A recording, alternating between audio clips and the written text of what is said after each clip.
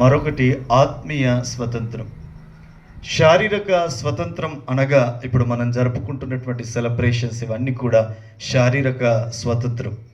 ఒకప్పుడు భయంకరమైనటువంటి బానిసత్వంలో మన దేశం ఉన్నప్పుడు, బ్రిటిష్ పరిపాలనలో ఈ దేశం మగ్గిపోతూ ఉన్నప్పుడు చాలామందిని దేవుడు లేపినాడు. మహాత్మా గాంధీ, సుభాష్ చంద్రబోస్, అందులో అంబేద్కర్ పాత్ర చాలా ప్రశంసనీయమైనటువంటి పాత్ర.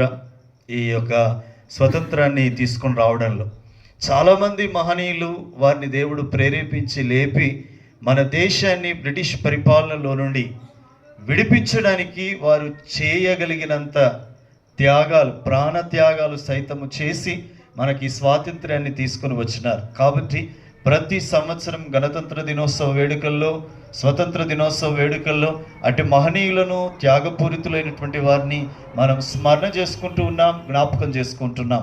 ఇది మనందరము చేయవలసినటువంటిది. భారతదేశంలో పుట్టిన ప్రతి పౌరుడు, భారతీయులం అని చెప్పుకునేటువంటి ప్రతి పౌరుడు మనకు త్యాగం చేసి స్వతంత్రాన్ని తీసుకొచ్చినటువంటి మహనీయుల్ని మనం ఎన్నటెన్నటికి కూడా మనం మర్చిపోవద్దు.